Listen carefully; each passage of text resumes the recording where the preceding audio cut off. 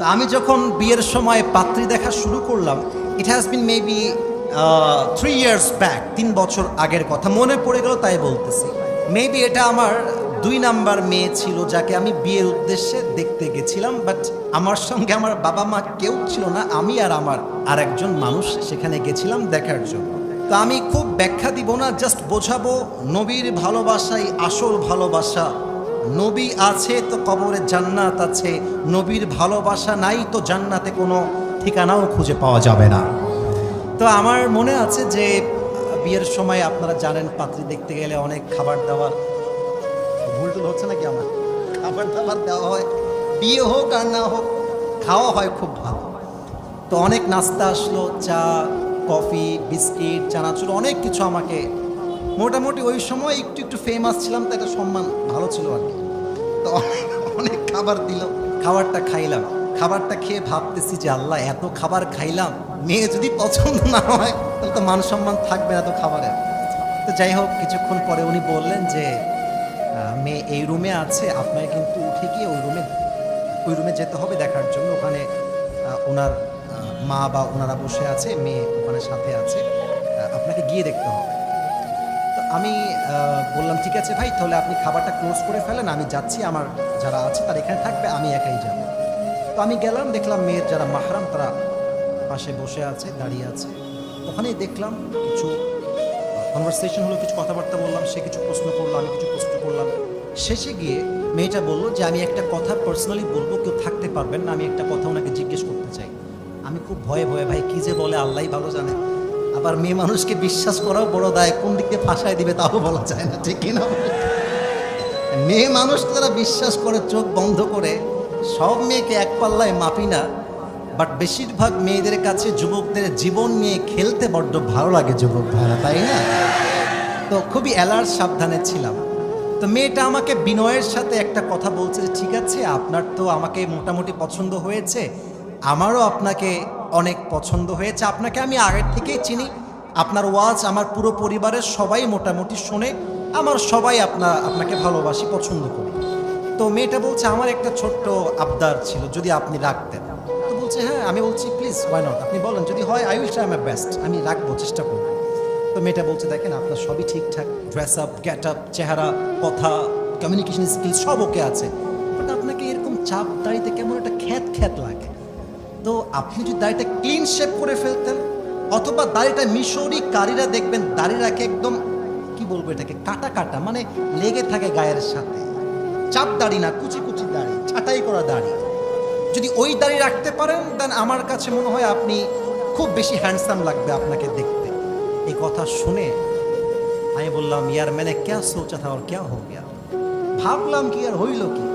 তো বললাম ঠিক আছে, আমি একটু ভেবে চিনতে আপনাকে জানাবো। তো নাম্বার নিল আমার, আমিও নাম্বার নিলাম।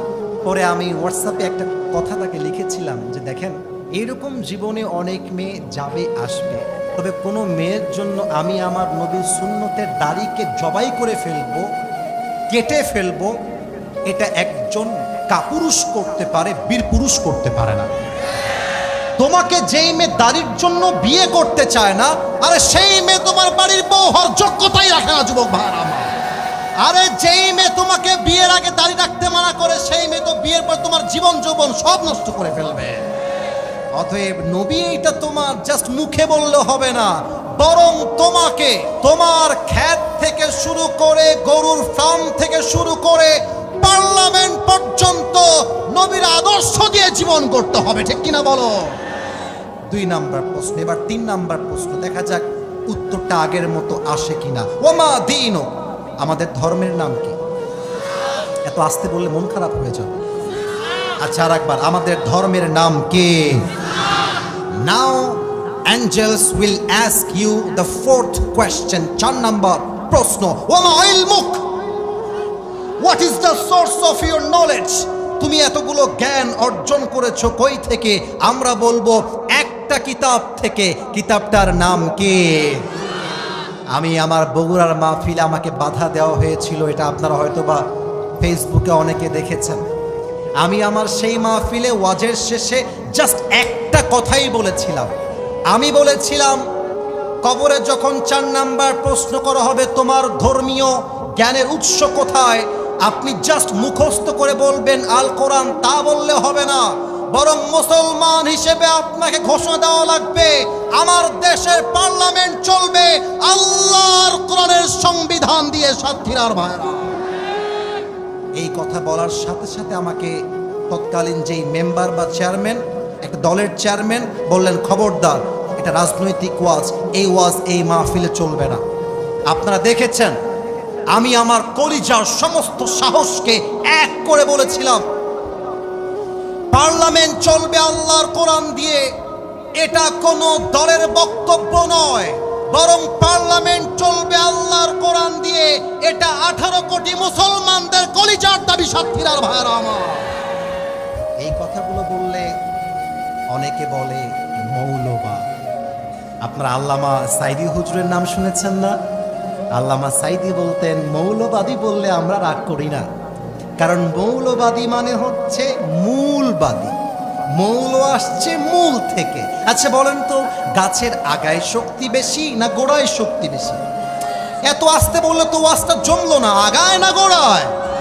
আল্লামা সাইদি বলতেন যারা আমাদেরকে মৌলবাদী বলে গালি দাও, আমরা হলাম মূলবাদী, আমরা থাকি গাছের গোড়ায়, তোমরা সব আগাবাদী, তোমরা থাকো গাছের আগায়।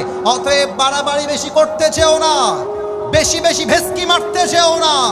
বেশি বাড়াবাড়ি করলে 18 কোটি মানুষ মিলে গাছের গোড়ায় একটা ঝাঁকুনি মারবে, মামুর বাড়ি দিল্লি গিয়ে পড়বা, দিল্লি গিয়েই সবাই পড়েছে, ঠিক কিনা বলে? অতএব যারা আজকের এই বাংলাদেশে মৌলবাদীদেরকে উৎখাত করতে চান, তাদেরকে বলতে চাই মৌলবাদীদেরকে উৎখাত করা এতটা সহজ নয়।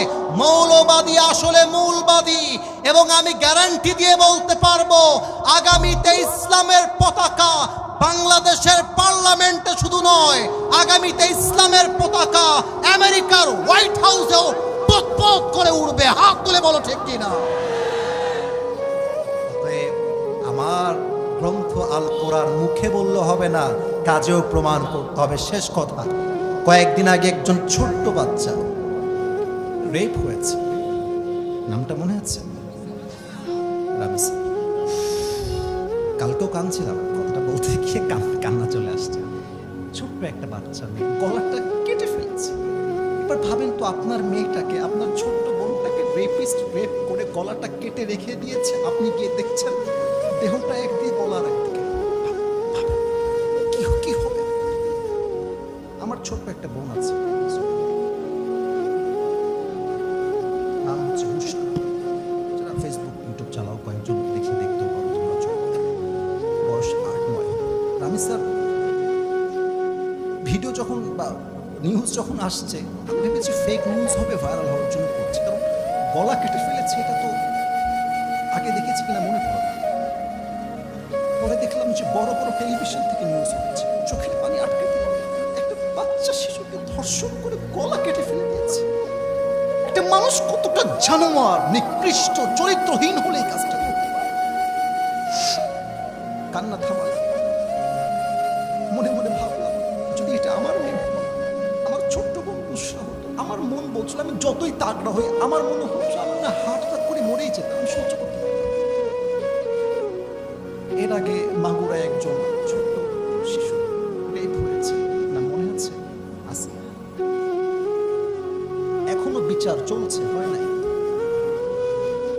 আমরা দেখতে চাই আগামীর বাংলাদেশে কোনো একটা রেপিস্টকে বাইতুল মুকাররমের সামনে ওপেনলি ফাঁসির কাস্টে ঝুলাই দেওয়া। আমরা দেখতে চাই, করে দেখান। আমি স্পষ্ট নাম ধরে বলছি, বাংলাদেশের রানিং প্রাইম মিনিস্টার, প্রধানমন্ত্রী, মাননীয় প্রধানমন্ত্রী জনাব তারেক রহমান সাহেব এবং তার দল বিএনপি, সবাইকে বলতে চাই আপনারা উদ্যোগ নেন। আমার খুব অবাক লেগেছে, স্বরাষ্ট্রমন্ত্রী বলেছেন আমরা মধ্যযুগীয় অবস্থানে নেই, আমরা এখন মডার্ন যুগে আছি। মাথায় রাখবেন, মধ্যযুগীয় যুগ বলে যদি আপনি সেই যুগকে অবমাননা করতে চান, এটা সোজা ইসলামকে অপমান করা হবে, এটা সোজা আমার নবীকে ইনসাল্ট করা হবে। নবীর যুগ কখনো মধ্যযুগীয় যুগ নয়, নবীর যুগটাই আসল সেরা স্মার্ট যুগ।